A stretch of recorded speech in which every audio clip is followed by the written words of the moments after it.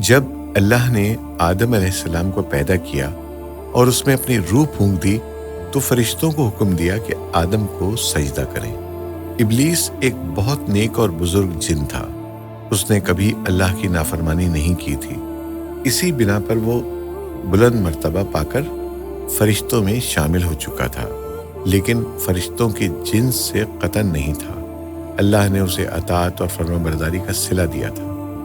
اس کی عزت اور احترام کرتے ہوئے آسمان میں بسایا تھا۔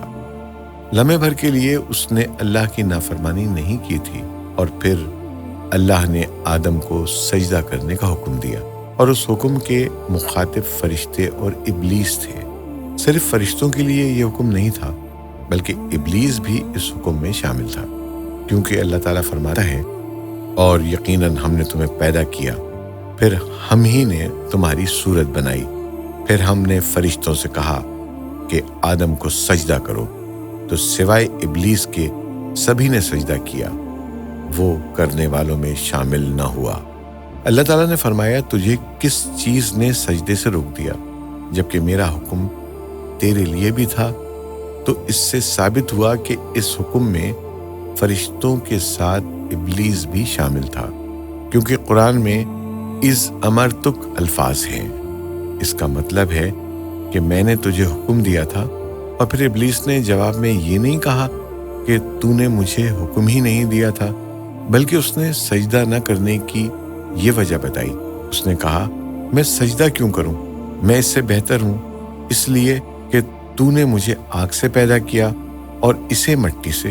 تو پھر اللہ نے حکم دیا، تو اس سے نیچے اتر جا۔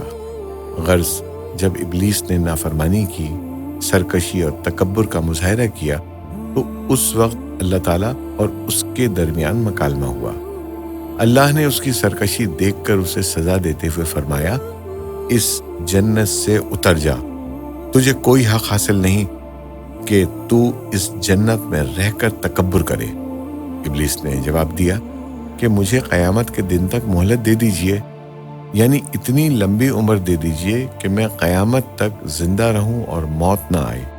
اللہ نے فرمایا، تجھے مہلت دی گئی، لیکن ایک وقت مقرر تک، اور جب شیطان اس طرف سے مطمئن ہو گیا کہ اسے مہلت مل گئی ہے، تب اس نے کہا کہ تو نے مجھے گمراہ کر دیا، کہ اس وجہ سے میں قسم کھاتا ہوں کہ میں انسان کی گمراہی کے لیے تیرے سیدھے راستے پر بیٹھ جاؤں گا، پھر ان کے آگے سے، ان کے پیچھے سے، ان کے دائیں سے اور ان کے بائیں سے ان کے پاس آؤں گا، اور آپ ان میں سے اکثر لوگوں کو شکر گزار نہیں پائیں گے۔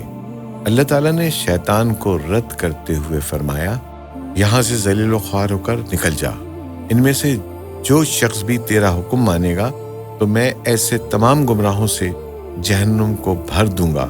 جو انسان بھی تیرا پیروکار بنے گا وہ جہنم کا مستحق اور حقدار ٹھہرے گا۔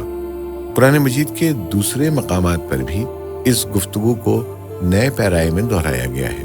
مثلاً اللہ نے فرمایا، یقیناً ہم نے انسان کو کنکناتی مٹی سے پیدا فرمایا ہے جو کہ سڑے ہوئے گارے کی تھی، اور اس سے پہلے ہم نے جنات کو لو والی آگ سے پیدا کیا۔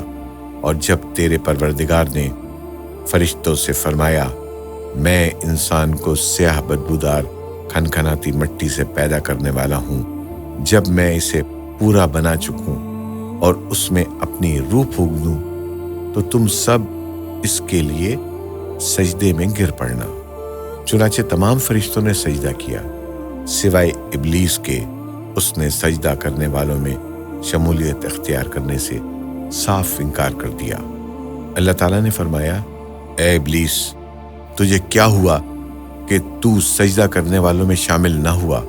وہ بولا، میں ایسے انسان کو سجدہ نہیں کر سکتا جسے تو نے سیاہ بدبودار کھنکھناتی مٹی سے پیدا کیا ہے۔ اللہ تعالیٰ نے فرمایا، اب تو بہشت سے نکل جا، کیونکہ تو مردود ہے اور تجھ پر قیامت کے دن تک میری پھٹکار ہے۔ کہنے لگا، اے میرے رب، مجھے اس دن تک مہلت دے دے جس دن لوگ دوبارہ زندہ کیے جائیں گے۔ اللہ نے فرمایا، اچھا، مقررہ وقت کے دن تک تجھے مہلت دی گئی۔ کہنے لگا، اے میرے رب، चूंकि तूने मुझे गुमराह किया है, मुझे भी कसम है कि मैं इंसानों के लिए ज़मीन में गुनाहों को खुशनुमा बनाऊंगा और इन सब को बहका दूंगा, सिवाय उनके जो तेरे मुंतखब और मुखलिस बंदे होंगे, वो मेरे बहकावे में नहीं आएंगे। अल्लाह ने फरमाया, हाँ, यही मुझ तक पहुंचने की सीधी राह है कि मुखलिस बन जाओ, मेरे बंदों पर तुझे गलबा नहीं होगा। अलबत्ता जो गुमराह लोग तेरी पैरवी करेंगे, यकीनन उनके वादे की जगह जहन्नुम है। एक और मकाम पर अल्लाह ताला फरमाता है, जब हमने फरिश्तों को हुक्म दिया कि आदम को सजदा करो, तो इब्लीस के सिवा सब ने सजदा किया। उसने कहा, क्या मैं इसे सजदा करूं जिसे तूने मिट्टी से पैदा किया है? अच्छा, देख ले, इसे तूने मुझ पर फजीलत दी है। अगर मुझे भी तूने क़यामत तक ढील दी तो मैं सिवाय चंद लोगों के इसकी औलाद को गुमराह करूंगा। इस पर अल्लाह ने फरमाया, जा, इनमें से जो भी तेरा फरमा बरदार हो जाएगा तो तुम सब की सजा जहन्नुम है, जो पूरा पूरा बदला है। इनमें से तू जिसे भी अपनी आवाज के साथ बहका सकता है बहका ले, और इनमें अपने सवार और प्यादे चढ़ा, यानी अपने घुड़सवार, लश्कर और पैदल लश्कर को चढ़ाकर ले आ, और अपने हर दाव, हर तरकीब और असलहा इस्तेमाल कर ले। उनके मालों और औलाद में भी शिरकत कर ले, और तू इन्हें दिल बहलाने वाले वादे दे ले, यानी उनके बुरे अमाल को बना संवार कर उन्हें दिखा, और गलत ख्वाहिशात दिलाकर जन्नत, दोज़ख और दोबारा जिंदा न होने के वादे दे, और उनसे शैतान के जितने भी वादे होते हैं सब के सब सरासर फरेब हैं, और यकीनन मेरे सच्चे बंदों पर तेरा कोई काबू और गलबा नहीं होगा। तेरा रब कारसाजी करने वाला काफी है। इसी तरह बहुत सी आयत में पहली मईसत इलाही का जिक्र किया गया है। सबसे पहला नाफरमान इब्लीस मलऊन था। वो खबीस अल्लाह के सामने तकब्बुर और अना से भरपूर जवाब देता रहा। इसी वजह से अल्लाह ने उसे काफिर का लक़ब दिया। काफिर उसे कहते हैं जो नेमत का इनकार करे।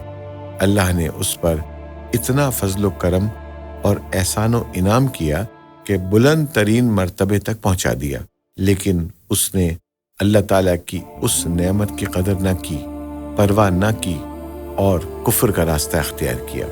अल्लाह ताला फरमाता है, जब आपके रब ने फरिश्तों से फरमाया कि मैं मिट्टी से एक इंसान को पैदा करने वाला हूँ, सो जब मैं उसे ठीक ठाक कर लूँ और उसमें अपनी रूह फूंक दूँ तो तुम सब उसके सामने सजदे में गिर पड़ना। चुनाचे तमाम फरिश्तों ने सजदा किया मगर इब्लीस ने ना किया और उसने तकब्बुर किया। वो काफिरों में से था। सबसे पहला गुनाह तकब्बुर था। इसीलिए उलमाए कराम फरमाते हैं, तमाम गुनाहों की जड़ तकब्बुर और गुरूर है। नबी अकरम सल्लल्लाहु अलैहि वसल्लम ने अपनी उम्मत को तकब्बुर न करने का सख्ती से हुक्म फरमाया।